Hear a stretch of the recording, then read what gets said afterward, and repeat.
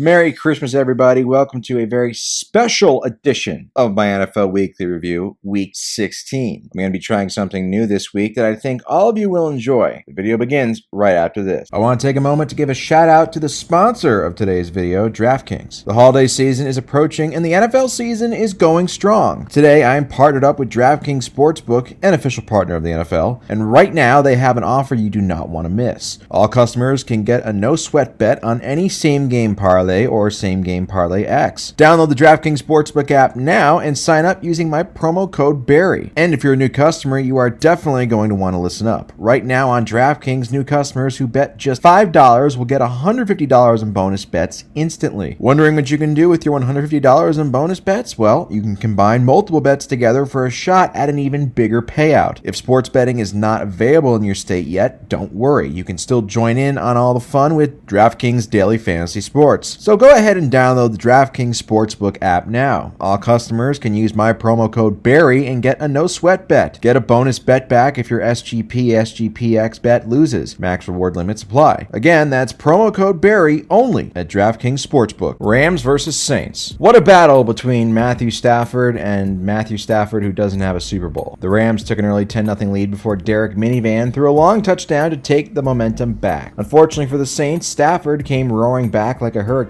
no offense, and threw his second touchdown of the half to give the Rams a 17-7 halftime lead. The Saints' third quarter drives were fruitless while LA pushed the lead to 30-7 before Derek SUV did some Hall of Fame caliber stat padding that would make Steph Curry jealous, throwing 2 touchdowns in the last 6 minutes to make it 30-22 before Blake Grupe's onside kick fell flat, no offense to women with small tits. And LA ran out the clock to win and improved to 8-7 and remain a dark horse to win the NFC. Yeah, I said it. And now I introduce to you Puppy of the Game. This is a new feature I'm doing. The very first ever Puppy of the Game goes to Ace. Look at that beautiful boy. Now all of you bastards who X out of puppy time can't avoid these adorable dogs.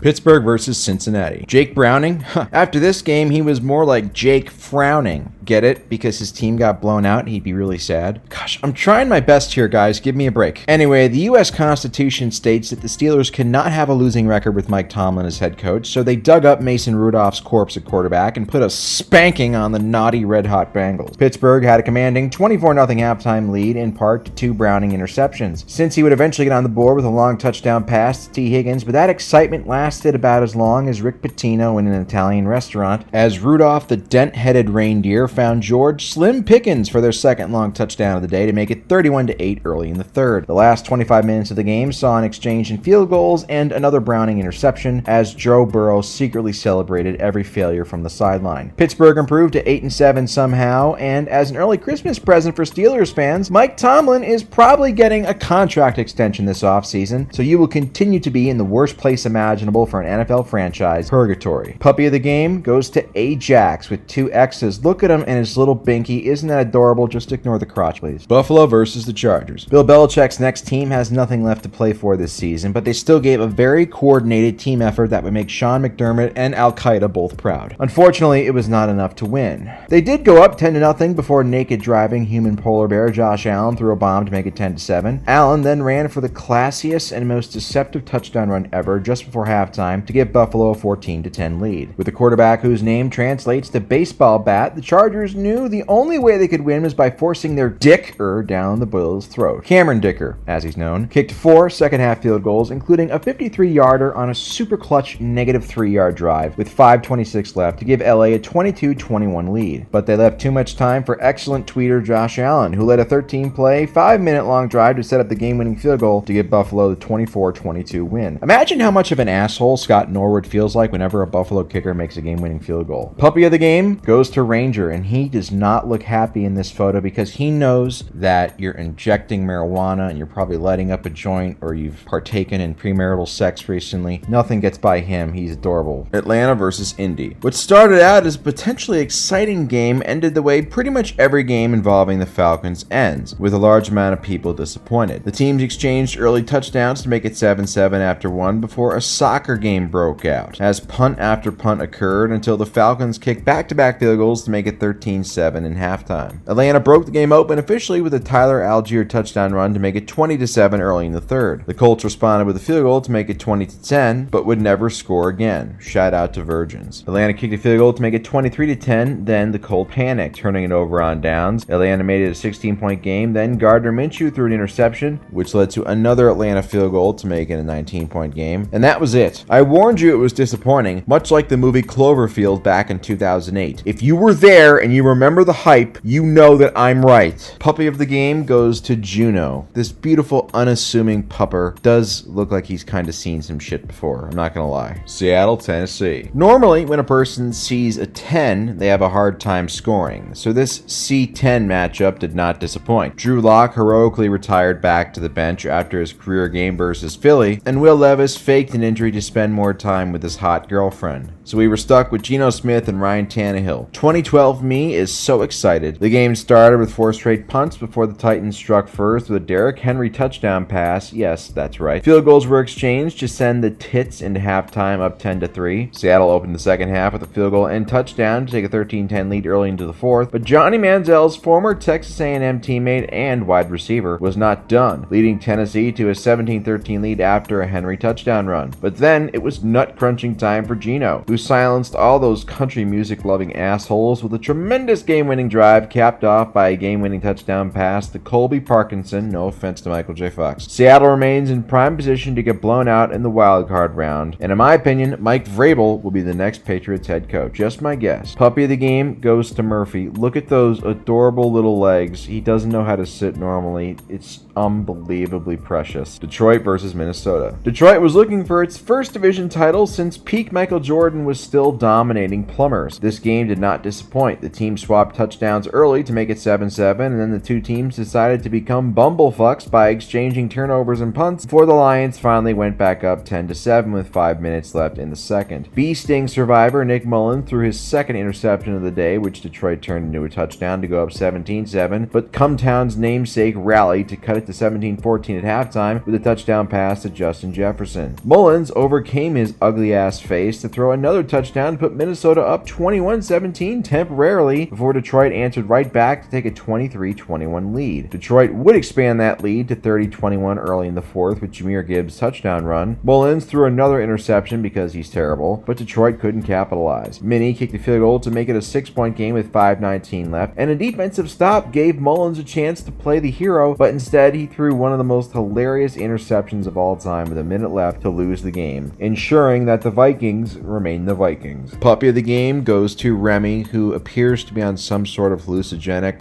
probably marijuana. I hope it's not marijuana, but my goodness, he's still a good boy anyway. Green Bay versus Carolina. It only took booster seat Bryce 14 tries to have a legitimately good game in the NFL, and it still wasn't enough for the Kittens to win. Tough scene. BBL thighs haver A.J. Dillon started the scoring to put the Packers up 7-0 before the Panthers responded with a field goal to make it 7-3 after 1. Jordan Love then selfishly took a touchdown away from his running backs by running it in himself. Carolina answered back with another rushing touchdown to appease all the geezers who get hard-ons from the days of Jim Brown, O.J. Simpson, and Earl Campbell. Packers kicked a field goal to go up 16-10, got a stop, and then went up 23-10 at halftime thanks to a Love touchdown pass. Gary Coleman responded with a long touchdown drive in the third to make it 23-16. Love just laughed and then threw a touchdown to Romeo Doubs to go up 30-16 early in the fourth. Punts were exchanged, then Bryce threw a touchdown to cut it to 8. His defense got a stop, and he threw another touchdown and a 2-point conversion to make it 30-30. What a great series. With 4 minutes left. Possibly high on marijuana, Love then led the Packers into field goal range where they kicked the game-winning field goal to go up 33-30 with 19 seconds left. Young would get the ball to around midfield, but the clock ran out in hilarious fashion. I'm looking at you, Cowboys fans. Sending Carolina to a 2-13 record. Puppy of the game goes to Scout. This one's not much of a puppy. That's a full-grown boy. Look at that one. Wow, and he is manning that old-fashioned DVD HD player. You cannot get by him. He's guarding that with his life. Very good boy. Cleveland versus Houston. Joe Flacco's comeback story is so cool it almost makes you forget that the Browns' original starting quarterback this season was a sexual predator. CJ Stroud missed another game because he's a big baby, so Case Keenum had to play instead, and it went about as you'd expect. The game was never really close. close. Flacco and Amari Cooper had a historic connection, and Flacco is really just throwing shit downfield like a man who has nothing to lose, which is what he is. It's a complete 180 from the hesitant and pussy Flacco we saw after he signed that massive contract in 2013 off of that fluke Super Bowl run. Cleveland also had no kicker in this game, so they had to go for it on fourth downs, which made it fun to watch as it led to a couple of interceptions and cool plays. Cleveland's comfortable 22-7 halftime lead was turned into a commanding 28-7 lead late in the third, and then an insurmountable 36-7 lead early in the fourth. Cleveland smartly benched Flacco, then put in Dorian Thompson-Robinson, who got hurt, so they had to put Flacco back in, as Houston made the final score a little bit more respectable with 2 garbage time touchdowns thrown by human draft Davis Mills. Remember him? He's still around, to make the final score 36-22. Overall, a more entertaining game than it had any right to be. Puppy of the game, Sophie. Oh my goodness, just that adorable face wants the cookie, and the cookie says woof on it because dogs say woof. Isn't that just clever and genius? Unbelievably cute. Tampa Bay versus Jacksonville. We all thought the Tom Brady system quarterback narrative died with the decline of the Patriots, but not so fast, my friends. Baker Mayfield and the Bucs are here to keep it alive. Baker once again put up a masterful performance against an aspiring playoff team, a blowout 30-12 win to match last season's win total with 2 games to go. Baker has better stats than Brady did last year, just saying. Trevor Lawrence was once again very bad, throwing 2 interceptions and losing a fumble. All of this led to Tampa taking a 30-0 lead late into the third before they took their foot off the gas, no offense to Jim Boeheim. Lawrence threw a garbage time touchdown to make it 30-6 and then left with a serious injury, wounded pride. CJ Beathard came in and managed to throw another touchdown pass out of his ass to reach the final score. Imagine if the Bucs somehow won the Super Bowl after Tom Brady left. I would come so goddamn hard. Puppy of the game goes to Stella, who I promise you is not dead. She's just tired and adorable with that massive tongue hanging out. What a very good girl. Jets versus Washington. It was a game that meant nothing to most, but everything to some. This wasn't your typical boring Jets game, though. An interception and blocked punt helped New York go up 10-0, and then 17-0 within the first 5 minutes following a Trevor Seaman touchdown pass. The game died down for a bit. New York kicked a field goal to make it 20-0. Then a Jets fumble set up Washington's first touchdown, but it was canceled out by another New York touchdown to make it 27-7 at halftime. By midway through the third quarter, Fat Baker Mayfield was already struggling badly. Then he threw a brutal interception and got benched for Jacoby Brissett, who once again put up a terrific performance in relief for the second straight week. More like Mariano Brissett, am I right? He led 3 straight touchdown drives, including the final one with 5 minutes left to give Washington an improbable 28-27 lead. But Brissett would fail to put New York away for good, though, punting the ball away up 1 with a couple minutes left, giving the Northwestern Seaman King a chance to steal the win, which is what happened, as the Jets kicked a game-winning 54-yard field goal to win 30-28. It means nothing. Puppy of the game goes to Summer. Look at those very alert ears. Looks like a very good guard dog and a nice smile. Just a really nice companion that you would love to have in your house. Unless you're fucking immoral and you don't like dogs. What the fuck is wrong with you? Chicago versus Arizona. Speaking of games that mean nothing, welcome back to the Justin Fields experience. Arizona came into this game 3-11 and they played like it, chasing Fields all over the place as the Bears took a 21-0 lead before Arizona finally responded with a touchdown late in the first half. Some games have an aura of importance, and this game had the exact opposite of that, as it felt like a scrimmage and both teams were just trying not to get hurt. Arizona kicked a field goal to make it 21-10 for a bit, and then it was 24-10. Then, following a Fields interception,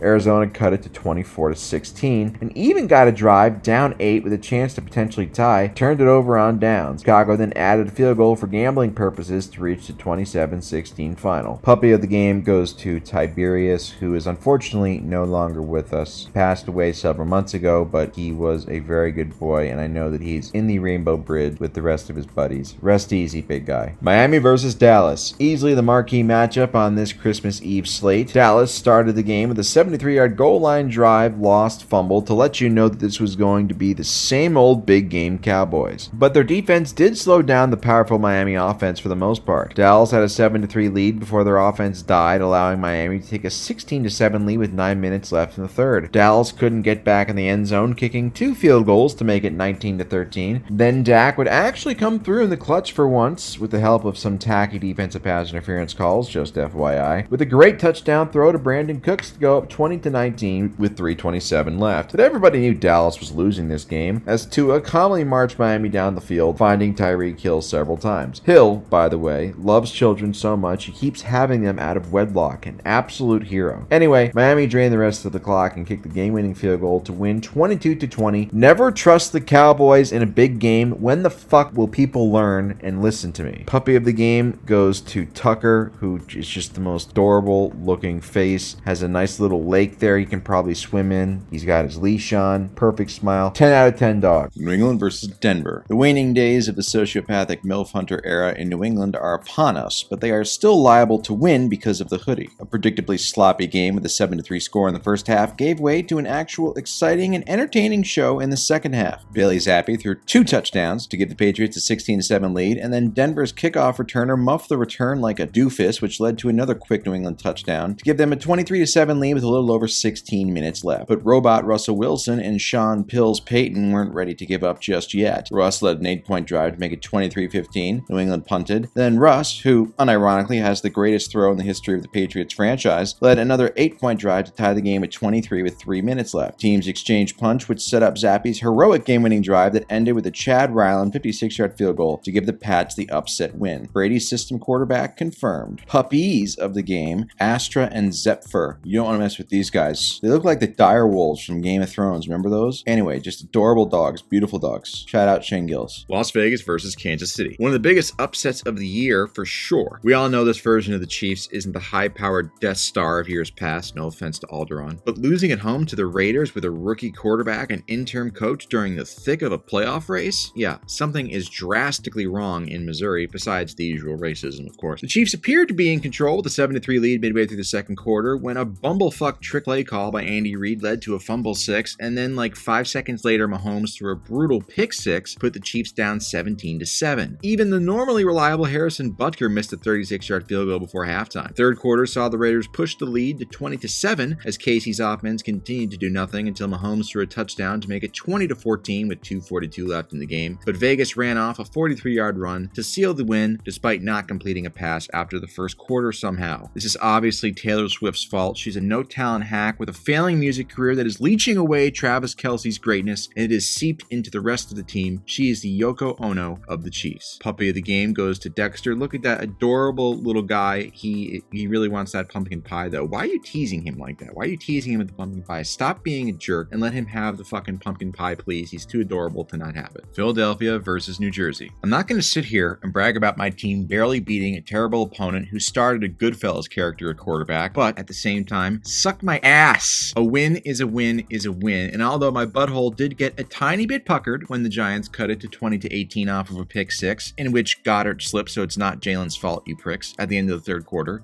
I knew we weren't going to lose. I did think this was over for good when we went up 30-18 with 6 minutes left, but then Tyrod Taylor turned into Joe Montana and threw a bomb touchdown to make it 30-25. An Eagles field goal made it 33-25 with 70 seconds left, but Philly was able to get the interception in the end zone on the final play to seal the win and hopefully keep in the hunt for a top 2 seed and potentially the 1 seed despite everything if San Fran loses another game. Philadelphia should finish the season 13-4, but as the great philosopher Christopher Moltisanti once said, keep your eye on the tiger. Puppy of the game goes to Hank, and Hank looks like a very serious customer. Look at that face. Just the cutest Boo Bear ever. Baltimore versus San Francisco. Despite Brock Purdy doing an incredible Nathan Peterman impression for the first quarter and a half, the Niners were only down 13-12 late in the first half, which led many to believe the Ravens would be in trouble in the second half. Well, turns out they weren't. In one of the most thorough ass kickings out of nowhere in recent history, the Ravens ripped off 20 unanswered points to take a 33-12 lead, while also picking off Purdy for a 4th time. In retrospect, this ass kicking shouldn't have been that unexpected, since we all know Odell Beckham loves ass play. Get it? Anyway, it got so bad for the Niners that Purdy used a shoulder injury excuse to leave the game in the 4th quarter, giving way to God Emperor quarterback of the United States, Sam Darnold, who threw a garbage time touchdown to reach the final score of 33-19, and then of course he threw an interception for good measure on San Fran's last drive because he's Sam Darnold, and that's just what he does, baby. Puppy of the game goes to Lulu. Look at that shit-eating grin. Lulu is up to no good, but she is just so adorable. What an adorable puppy. I would let her get away with a lot of misgivings. How can you not like dogs? Seriously, who the hell would hate dogs? If you hate dogs, then you need to just go the fuck away, please. It's time for the Week 16 Barry Awards. Offensive Player of the Week is very easy. Amari Cooper, 11 catches for 265 yards and 2 scores in Cleveland's blowout win over the Texans. Amari Cooper's had a very strange career. Undeniably good player, but it feels like he should be a Hall of Famer, but he's not. Defensive Player of the Week, Ifeatu to Melifonwu. Had 5 tackles, an interception, 2 pass deflections, and 2 sacks in Detroit's division-clinching win over the Vikings. My biggest loser of the week, it has to be Patrick Mahomes and the Kansas City Chiefs. As every week goes by, Mahomes continues to put up crappy numbers, and his GOAT case continues to dwindle a bit, and this annoys the shit out of me because it emboldens Brady fans to come out of their little holes and say a bunch of bad things about Mahomes. Now, I do think he has had bad luck in terms of receiver drops and things like that, but this week was really basically just him being really bad. And as somebody who wants to see Tom Brady get usurped as the consensus GOAT, watching him and the Chiefs lose, unless it's against the Eagles, really annoys me. I feel like this Chiefs team, they might be able to win one playoff game in the wild card round, but if this offense is going to keep being this bad, then they have zero chance of winning a Super Bowl, which is something I never thought I would say about a team with Patrick Mahomes on it. But looking to the future, if Mahomes, what if this is just his new normal now? It looks like those GOAT talks might have been a little bit premature. My Tom Brady checkdown pass of the week award winner goes to Mason Rudolph, which is fitting because Rudolph the red-nosed reindeer, it's Christmas week. Anyway, 86-yard touchdown pass to George Pickens, and I think like 87 of it was yards after the catch, but it still goes down as great stats for Rudolph. By the way, did you know that Rudolph the red-nosed reindeer was a product of premarital sex, which is disgusting and should not be promoted under any circumstances?